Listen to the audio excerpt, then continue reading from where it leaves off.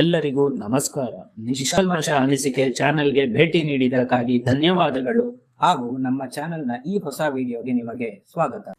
ನಾವು ಇವತ್ತು ಯಾವ ಒಂದು ವಿಷಯದ ಬಗ್ಗೆ ನಮ್ಮ ಒಂದು ನಿಷ್ಕಲ್ಮಶ ಅನಿಸಿಕೆಯನ್ನು ಹಂಚಿಕೊಳ್ಳುತ್ತಿದ್ದೇವೆ ಎಂದು ಟೈಟಲ್ ಮತ್ತು ಥಂಬ್ನೇಲ್ ನೋಡಿನೇ ನಿಮಗೆ ಈಗಾಗಲೇ ಗೊತ್ತಿರುತ್ತದೆ.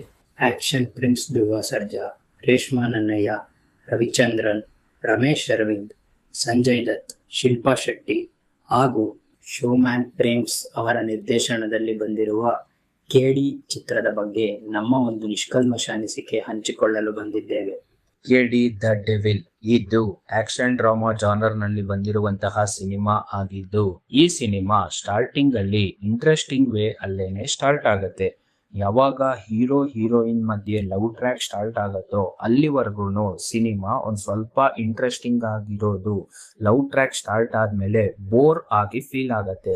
ಫ್ಲಾಟ್ ನರೇಷನ್ ಇರೋದ್ರಿಂದ ಇಂಟರ್ವೆಲ್ ವರ್ಗೂನು ಅನ್ವಾಂಟೆಡ್ ಕಮರ್ಷಿಯಲ್ ಎಲಿಮೆಂಟ್ಸ್ ನ ತುರುಕಿ ಎಲ್ಲೋ ಲ್ಯಾಗ್ ಫೀಲ್ ಅನ್ಸತ್ತೆ. ಇಂಟರ್ವೆಲ್ ಬ್ಲಾಕ್ ಕೂಡ ಅಷ್ಟಾಗಿ ವರ್ಕೌಟ್ ಆಗಿಲ್ಲ. ಇನ್ನ ಸೆಕೆಂಡ್ ಹಾಫ್ ಅಲ್ಲಿ ಕೂಡ ನಾವು ನೋಡಿದ್ರೆ ಎಲ್ಲೋ ಕಥೆನೇ ಮೂವ್ ಆಗ್ದೇನ unwanted commercial element second half ಅಲ್ಲೂ ಇದ್ದು, ಪ್ರೀ ಕ್ಲೈಮ್ಯಾಕ್ಸ್ ಮತ್ತೆ ಕ್ಲೈಮ್ಯಾಕ್ಸ್ ಮಾತ್ರ ಚೆನ್ನಾಗಿರೋದ್ರಿಂದ ಓವರ್ ಆಲ್ ಈ ಸಿನಿಮಾನ ನಾವು ನೋಡೋದಾದ್ರೆ ಇದು ಒಂದು ಬಿಲೋ ಆವರೇಜ್ ಸಿನಿಮಾ ಅನ್ನೋದೇ ನಮ್ಮ ಒಂದು ನಿಷ್ಕಲ್ಮಶ ಅನಿಸಿಕೆ ಆಗಿದೆ. ಕೇಡಿ ದ ಡೆವಿಲ್ ಈ ಸಿನಿಮಾ ಸ್ಟೋರಿ ವಿಷಯಕ್ಕೆ ಬರುವುದಾದರೆ, ಒಂದು ಕಡೆ ಕಾಳಿದಾಸ ಮತ್ತು ಧರ್ಮ ಎಂಬ ಅಣ್ಣ ತಮ್ಮಂದಿರು. ಅಣ್ಣನು ಕಾಳಿದಾಸನನ್ನು ಓದಿಸಿ ಪ್ರಯೋಜಕನಾಗಿ ಮಾಡಲು ಹೋಗುತ್ತಾನೆ. ಆದರೆ ಎಲ್ಲಾ ಕಷ್ಟವನ್ನು ಅಣ್ಣನೇ ಪಡುತ್ತಿರುವುದನ್ನು ನೋಡಿ ಕಾಳಿದಾಸನು ಓದನ್ನು ಬಿಟ್ಟು ಕೆಲಸ ಮಾಡಲು ಸ್ಟಾರ್ಟ್ ಮಾಡುತ್ತಾನೆ. ಇದರಿಂದ ಅವರಿಬ್ಬರ ಮಧ್ಯೆ ಕಲಹ ಬಂದು ಮಾತನ್ನು ಬಿಟ್ಟಿರುತ್ತಾರೆ. ಮತ್ತೊಂದು ಕಡೆ ಡಾಕ್ ದೇವ ಎಂಬ ವ್ಯಕ್ತಿ ಗರಡಿ ಮನೆಯಲ್ಲಿ ಕುಸ್ತಿಯಾಡಿ ಅದನ್ನು ರೌಡಿಸಂಗೆ ಬಳಸಿಕೊಂಡು ಬೆಂಗಳೂರು ಅಂಡರ್ ವರ್ಲ್ಡ್ ಅನ್ನು ಆಡುತ್ತಿರುತ್ತಾನೆ. ಮತ್ತೊಂದು ಕಡೆ ಅಣ್ಣಯ್ಯಪ್ಪ ಎಂಬ ವ್ಯಕ್ತಿ ಈ ಊರಿಗೆ ಆಪೋಸಿಷನ್ ಪಾರ್ಟಿ ಲೀಡರ್ ಆಗಿ 4 ಬಾರಿ MLA ಎಲೆಕ್ಷನ್ ಅನ್ನು ಗೆಲ್ಲುತ್ತಿರುತ್ತಾನೆ. ಕೆಲವು ವರ್ಷಗಳ ನಂತರ ಡಾಕ್ ದೇವ ಈ ಕ್ಷೇತ್ರದಲ್ಲಿ ಅವನ ವಿರುದ್ಧ ಎಲೆಕ್ಷನ್ಗೆ ನಿಲ್ಲಲು ಬರುತ್ತಾನೆ. ಈಗ ಇಲ್ಲಿ ಧರ್ಮ ಮತ್ತು ಕಾಳಿದಾಸ ಹೇಗೆ ಇವನ ವಿರುದ್ಧ ನಿಲ್ಲುತ್ತಾರೆ ಮತ್ತು ಈಗ ಕಾಳಿದಾಸ ಡಾಕ್ ದೇವ ತನ್ನ ಗುರುವನ್ನು ಹೇಗೆ ಸಾಯಿಸುತ್ತಾನೆ ಎಂಬುದೇ ಈ ಒಂದು ಸಿನಿಮಾದ ಸ್ಟೋರಿಯಾಗಿದೆ. ಇನ್ನು ಈ ಸಿನಿಮಾದ ಕ್ಯಾಸ್ಟ್ ವಿಷಯಕ್ಕೆ ಬರುವುದಾದರೆ, ಆಕ್ಷನ್ ಪ್ರಿನ್ಸ್ ಧ್ರುವ ಸರ್ಜಾ ಅವರು ಈ ಸಿನಿಮಾದ ಲೀಡ್ ರೋಲ್ ಹೀರೋ ರೋಲ್ ಅಲ್ಲಿ ಪ್ಲೇ ಮಾಡಿದ್ದಾರೆ. ಆಸ್ ಯೂಶುವಲ್ ಧ್ರುವ ಸರ್ಜಾ ಅವರ same old template acting method ನಾನೇ ನಾವು ನೋಡ್ಬೋದು. ಹೇಗೆ ಒಂದು ಇಷ್ಟಿಷ್ಟುದ್ದ ಡೈಲಾಗ್ ಗಳಾಗಿರ್ಬೋದು ಮತ್ತು ಎಮೋಷನಲ್ ಸೀನ್ಸ್ ಅಲ್ಲಿ ಅವರು ಆಕ್ಟ್ ಮಾಡಿರುವಂತ ವಿಧಾನವನ್ನ ನಾವು ನೋಡ್ಬೋದು. ಆದ್ರೆ ನಮಗೆ ಈ ಸಿನಿಮಾ ನೋಡಾದ್ಮೇಲೆ ನಿಷ್ಕಲ್ಮಶವಾಗಿ ಅನಿಸಿದ್ದು ಏನು ಅಂತ ಅಂದ್ರೆ, ಧ್ರುವ ಸರ್ಜಾ ಅವರು ಇನ್ನೊಂದು ಸ್ವಲ್ಪ ಸ್ಟೋರಿ ಸೆಲೆಕ್ಷನ್ ಅಲ್ಲಿ ಚೆನ್ನಾಗಿ ಮಾಡಿಕೊಂಡು ಅವರ ಒಂದು ಡೆಡಿಕೇಶನ್ ನ ಪಾಸಿಟಿವ್ ವೇ ಅಲ್ಲಿ ಯೂಸ್ ಮಾಡ್ಕೋಬೇಕು ಅನ್ನೋದೇ. ಇನ್ನು ಈ ಸಿನಿಮಾದ ಫಿಮೇಲ್ ಲೀಡ್ ಆದಂತ ರೇಷ್ಮಾ ನನ್ನಯ್ಯ ಅವರ ವಿಷಯಕ್ಕೆ ಬರುವುದಾದರೆ, ಪ್ರೇಮ್ಸ್ ಅವರು ಅವರ ಕ್ಯಾರೆಕ್ಟರ್ ಸ್ಕೋಪ್ ಹೆಚ್ಚಿಸಿದ್ದರೂ ಕೂಡ ಅವರು ಆ ಕ್ಯಾರೆಕ್ಟರ್ ನಲ್ಲಿ ಓವರ್ ಡಾಮಿನೇಷನ್ ಪರ್ಫಾರ್ಮೆನ್ಸ್ ಕೊಡುವುದಕ್ಕೆ ಹೋಗಿ ಎಲ್ಲೋ ಅದು ಕ್ರಿಂಜ್ ಆಯ್ತು ಅಂತ ಅನ್ಸುತ್ತೆ ಅನ್ನೋದೇ ನಮ್ಮ ಒಂದು ನಿಷ್ಕಲ್ಮಶ ಅನಿಸಿಕೆ. ಇನ್ನು ಈ ಸಿನಿಮಾದ ವಿಲನ್ ರೋಲ್ ನಲ್ಲಿ ಪ್ಲೇ ಮಾಡಿರುವಂತಹ ಸಂಜಯ್ ದತ್ ಅವರ ವಿಷಯಕ್ಕೆ ಬರುವುದಾದರೆ, ಸಂಜಯ್ ದತ್ ಅವರು ಎಲ್ಲೋ ಒಬ್ಬ ಹಳೆ ರೌಡಿ ಆಗಿ ಮಾಡಿರುವಂತಹ ಕ್ಯಾರೆಕ್ಟರ್ ನಲ್ಲಿ ಅಷ್ಟಾಗಿ ಸೂಟ್ ಆಗಿಲ್ಲ ಅಂತ ಅನ್ಸುತ್ತೆ. ಯಾಕೆ ಅಂದ್ರೆ ಕೆಲವೊಂದು ಕಡೆ ಲಿಪ್ಸಿಂಕ್ ಆಗಿರ್ಬೋದು ಮತ್ತೆ ಅವ್ರ ಏಜ್ ಆಗಿರೋದ್ರಿಂದ ಅಷ್ಟೊಂದು ಮ್ಯಾನರಿಸಮ್ಸ್ ಕನ್ವೆ ಆಗಿಲ್ಲ ಅನ್ನೋದೇ ನಮ್ಮ ಒಂದು ನಿಷ್ಕಲ್ಮಶ ಅನಿಸಿಕೆ ಆಗಿದೆ. ಇನ್ನು ಈ ಸಿನಿಮಾದ ಮತ್ತೊಂದು ಮೇನ್ ಕ್ಯಾರೆಕ್ಟರ್ ಆದ ಧ್ರುವ ಸರ್ಜಾ ಅವರ ಅಣ್ಣನ ಪಾತ್ರದಲ್ಲಿ ಪ್ಲೇ ಮಾಡಿದಂತಹ ರಮೇಶ್ ಅರವಿಂದ್ ಅವರ ವಿಷಯಕ್ಕೆ ಬರುವುದಾದರೆ, ಇವರು ತಮ್ಮ ಸಟಲ್ ಪರ್ಫಾರ್ಮೆನ್ಸ್ ಇಂದ ಜನರ ಮನಸ್ಸು ಗೆದ್ದಿದ್ದಾರೆ ಎಂಬುದೇ ನಮ್ಮ ಒಂದು ನಿಷ್ಕಲ್ಮಶ ಅನಿಸಿಕೆಯಾಗಿದೆ. ಇನ್ನು ಈ ಸಿನಿಮಾದಲ್ಲಿ ಮತ್ತೆರಡು ಟಾಪ್ ಸ್ಟಾರ್ ಕ್ಯಾಸ್ಟ್ ನಲ್ಲಿ ಪ್ಲೇ ಮಾಡಿರುವಂತಹ ರವಿಚಂದ್ರನ್ ಮತ್ತೆ ಶಿಲ್ಪಾ ಶೆಟ್ಟಿ ಅವರಿಗೆ ಅಷ್ಟಾಗಿ ಸ್ಕ್ರೀನ್ ಟೈಮ್ ಮತ್ತು ಕ್ಯಾರೆಕ್ಟರೈಸೇಷನ್ಗೆ ಸ್ಕೋಪ್ ಇಲ್ಲದೆ ಇದ್ರೂ ಕೂಡ ತಮಗೆ ನೀಡಿದ ಪಾತ್ರದಲ್ಲಿ ಅಚ್ಚುಕಟ್ಟಾಗಿ ನಿಭಾಯಿಸಿ ಪರ್ಫಾರ್ಮ್ ಮಾಡಿದ್ದಾರೆ ಎಂಬುದೇ ನಮ್ಮ ಒಂದು ನಿಷ್ಕಲ್ಮಶ ಅನಿಸಿಕೆ ಆಗಿದೆ. ಇನ್ನು ಈ ಸಿನಿಮಾದ ಬೇರೆ ಸಪೋರ್ಟಿಂಗ್ ರೋಲ್ಸ್ ಅಲ್ಲಿ ಪ್ಲೇ ಮಾಡಿದಂತಹ ರವಿಶಂಕರ್, ಸುಚೇಂದ್ರ ಪ್ರಸಾದ್, ಸೂರಜ್ ಮತ್ತು ಇತರರು ತಮಗೆ ನೀಡಿದ ಪಾತ್ರವನ್ನು ಅಚ್ಚುಕಟ್ಟಾಗಿ ನಿಭಾಯಿಸಿದ್ದಾರೆ ಎಂಬುದೇ ನಮ್ಮ ಒಂದು ನಿಷ್ಕಲ್ಮಶ ಅನಿಸಿಕೆ.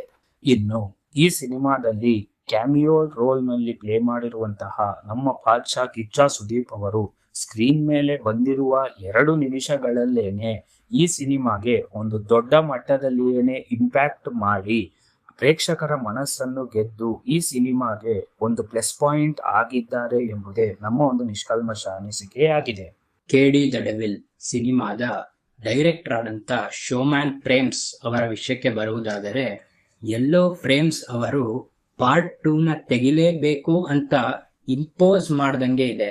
ಯಾಕಂದ್ರೆ ನಾವು KD the devil first part ಸಿನಿಮಾ ನೋಡುವುದಾದರೆ ಇದರಲ್ಲಿ ಬರುವಂತ ಸ್ಟಾರ್ಟಿಂಗ್ ಮತ್ತು ಕ್ಲೈಮ್ಯಾಕ್ಸ್ ಬಿಟ್ಟು ಬೇರೆ ಎಲ್ಲಾ ಸೀನ್ಸ್ ಏನೇನ್ ಬರುತ್ತೆ ಅದು ಅನ್ವಾಂಟೆಡ್ ಕಮರ್ಷಿಯಲ್ ಎಲಿಮೆಂಟ್ಸ್ ಮತ್ತು ಈ hero heroine love track, comedy ಅದೇನಿದೆ ಅದೆಲ್ಲ ಅನ್ವಾಂಟೆಡ್ ಅಂತ ಅನ್ಸುತ್ತೆ. ಅದಲ್ಲದೆ ಪ್ರೇಮ್ಸ್ ಅವರು ಸೆಕೆಂಡ್ ಪಾರ್ಟ್ ಅನ್ನ ತೆಗಿಲೇಬೇಕು ಅಂತ ಹೇಳಿ ಈ ಫಸ್ಟ್ ಪಾರ್ಟ್ ಅಲ್ಲಿ ಸ್ಟಾರ್ ಕ್ಯಾಸ್ಟ್ಗೆ ಎಲ್ಲೋ ಇಂಪಾರ್ಟೆನ್ಸ್ ಕಮ್ಮಿ ಕೊಟ್ಟಿದ್ದಾರೆ ಅಂತಾನೆ ನಮ್ಮ ಒಂದು ನಿಷ್ಕಲ್ಮಶ ಅನಿಸಿಕೆ. ಇನ್ನು ಈ ಸಿನಿಮಾದ ಮ್ಯೂಸಿಕ್ ಡೈರೆಕ್ಟರ್ ಆದ ಮ್ಯಾಜಿಕಲ್ ಕಂಪೋಸರ್ ಅರ್ಜುನ್ ಜನ್ಯ ಅವರ ವಿಷಯಕ್ಕೆ ಬರುವುದಾದರೆ, ಸಿನಿಮಾ ರಿಲೀಸ್ಗೆ ಮುಂಚೆ ರಿಲೀಸ್ ಆದಂತಹ ಎಲ್ಲಾ ಸಾಂಗ್ಗಳು ಸಿನಿಮಾಗೆ ಒಂದು ಲೆವೆಲ್ ನಲ್ಲಿ ತುಂಬಾನೇ ಟ್ರೆಂಡಿಂಗ್ ಆಗಿ ಹೈಪ್ ಅನ್ನು ಏನೋ ತಂದು ಕೊಡ್ತು. ಆದ್ರೆ ಸಿನಿಮಾದಲ್ಲಿ ನಾವು ನೋಡೋದಾದ್ರೆ ಆ ಸಾಂಗ್ಗಳಿಗೆ ಯಾವುದಕ್ಕೆ ಸ್ಟೋರಿ ಅಲ್ಲಿ ವ್ಯಾಲ್ಯೂನೇ ಇಲ್ಲ ಅಂತ ಅನ್ಸತ್ತೆ.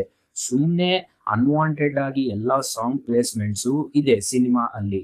ಇದ್ರ ಜೊತೆಗೆ ಬ್ಯಾಕ್ ಗ್ರೌಂಡ್ ಸ್ಕೋರ್ ಕೂಡ ಆಸ್ ಯೂಶುವಲ್ ಅರ್ಜುನ್ ಜನ್ಯ ಅವರು ತುಂಬಾನೇ ಚೆನ್ನಾಗಿ ಕೊಟ್ಟಿದ್ದಾರೆ ಅನ್ನೋದೇ ನಮ್ಮ ಒಂದು ನಿಷ್ಕಲ್ಮಶ ಅನಿಸಿಕೆಯಾಗಿದೆ. ಇನ್ನು ಈ ಸಿನಿಮಾದ ಕಾಮಿಡಿ ವಿಷಯಕ್ಕೆ ಬರುವುದಾದರೆ, ಕೆಡಿ ದ ಡೆವಿಲ್ ಸಿನಿಮಾದಲ್ಲಿ ನಾವು ನೋಡೋದಾದ್ರೆ ಎಲ್ಲೋ ಕಾಮಿಡಿಯನ್ನ ಇಂಪೋಸ್ ಮಾಡಿ ಕಾಮಿಡಿಗೆ ಜನಕ್ಕೆ ನಗು ಬರ್ಸಕ್ಕೆ ಟ್ರೈ ಮಾಡಿದ್ದಾರೆ ಅನ್ಸುತ್ತೆ. ಇಲ್ಲ ಅಂದ್ರೆ ಎಲ್ಲೂ ಆಡಿಯನ್ಸ್ಗೆ ಒಂದು ಜೆನ್ಯೂನ್ ಕಾಮಿಡಿ ಮತ್ತು ನಗು ಎಲ್ಲೂ ಬರಲ್ಲ ಅನ್ನೋದೇ ನಮ್ಮ ಒಂದು ನಿಷ್ಕಲ್ಮಶ ಅನಿಸಿಕೆ. ಇನ್ನು ಈ ಸಿನಿಮಾದ ಆಕ್ಷನ್ ವಿಷಯಕ್ಕೆ ಬರುವುದಾದರೆ, ಈ ಸಿನಿಮಾದಲ್ಲಿ ನಾವು ನೋಡೋದಾದರೆ fighting ಸೀಕ್ವೆನ್ಸ್ಗಳು action prince Dhruva Sarja ಅವರಿಗಿನ್ನ Sanjay Dutt ಅವರಿಗೇನೆ ಹೆಚ್ಚು ಇದೆ ಅಂತಾನೆ ಹೇಳಬೇಕು. ಧ್ರುವ ಸರ್ಜಾ ಅವರಿಗೆ ಕಂಪ್ಲೀಟ್ ಆಗಿ ಒಂದು ಮಾತ್ರ ಫೈಟ್ ಸೀಕ್ವೆನ್ಸ್ ಇದೆ, ಅದು ತುಂಬಾ ಚೆನ್ನಾಗಿ ಬ್ರೂಟಲ್ ಕಿಲ್ಲಿಂಗ್ ನಾವು ನೋಡಬಹುದು.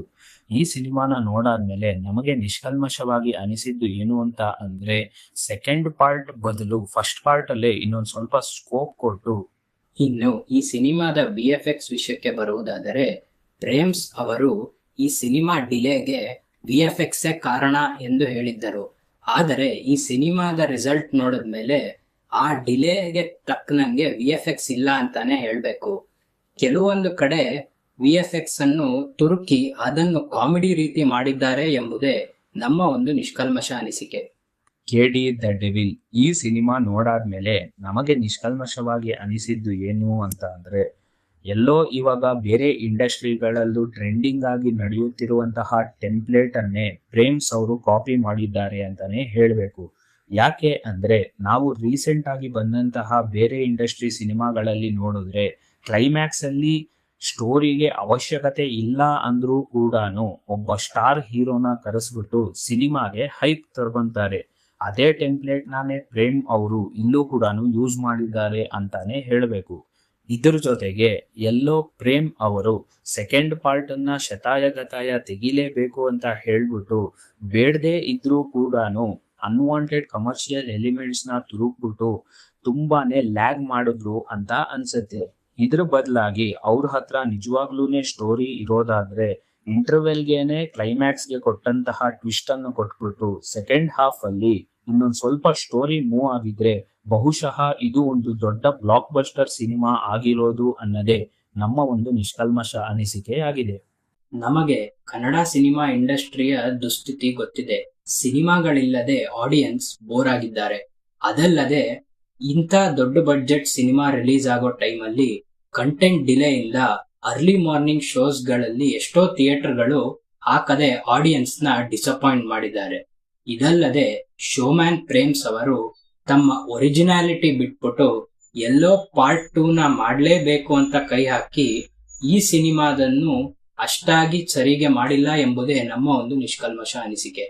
KD ದ ಡೆವಿಲ್ ಈ ಸಿನಿಮಾ ನೋಡಾದ್ಮೇಲೆ ನಮಗೆ ನಿಷ್ಕಲ್ಮಶವಾಗಿ ಅನಿಸಿದ್ದು ಏನು ಅಂತ ಅಂದ್ರೆ, ಎಲ್ಲೋ ಧ್ರುವ ಸರ್ಜಾ ಅವರು ತಮ್ಮ ಪ್ರೈಮ್ ಟೈಮ್ ಅನ್ನ ವೇಸ್ಟ್ ಮಾಡ್ಕೋತಾ ಇದ್ದಾರೆ ಅಂತ. ಯಾಕೆ ಅಂದ್ರೆ ಅವರಿಗೆ ಸಿನಿಮಾ ಮೇಲಿರುವಂತಹ ಡೆಡಿಕೇಶನ್ ಆಗಿರ್ಬೋದು ಮತ್ತು ಅವರ ಬಾಡಿ ಟ್ರಾನ್ಸ್ಫಾರ್ಮೇಶನ್ಸ್ ನ ನಾವು ಪ್ರೀವಿಯಸ್ ಮೂವೀಸ್ ಮತ್ತೆ ಈ ಮೂವೀಸ್ ಅಲ್ಲಿ ನೋಡೋದಾದ್ರೆ ತುಂಬಾನೇ ಆಶ್ಚರ್ಯ ಆಗತ್ತೆ. ಇಂತಹ ಒಂದು ಡೆಡಿಕೇಟೆಡ್ ಆಕ್ಟರ್ ಇಂತಹ ಒಂದು ಸ್ಕ್ರಿಪ್ಟ್ ಸೆಲೆಕ್ಷನ್ಸ್ ಅಲ್ಲಿ ಫೇಲ್ ಆಗಿ, ಇಂತಹ ಒಬ್ಬ ಡೆಡಿಕೇಟೆಡ್ ಆಕ್ಟರ್ ಒಂದು ಒಳ್ಳೆ ಕಂಟೆಂಟ್ ಕೊಡೋದ್ರಲ್ಲಿ ಫೇಲ್ ಆಗ್ತಿದ್ದಾರೆ ಎಂಬುದೇ ಬೇಸರದ ಮಾಹಿತಿ ಆಗಿದೆ. ನಮ್ಮ ಪ್ರಾಮಾಣಿಕ ಅನಿಸಿಕೆ ನಿಮಗೆ ನಿಷ್ಕಲ್ಮಶವೆನಿಸಿದ್ದಲ್ಲಿ ಕಮೆಂಟ್ ಮಾಡಿ ಹಾಗೂ ಲೈಕ್ ಮಾಡಿ, ಶೇರ್ ಮಾಡಿ, ಸಬ್ಸ್ಕ್ರೈಬ್ ಮಾಡಿ. ಆಮೇಲೆ ಬೆಲ್ ಹೊಡೆಯೋದು ಮಾತ್ರ ಮರಿಬೇಡಿ.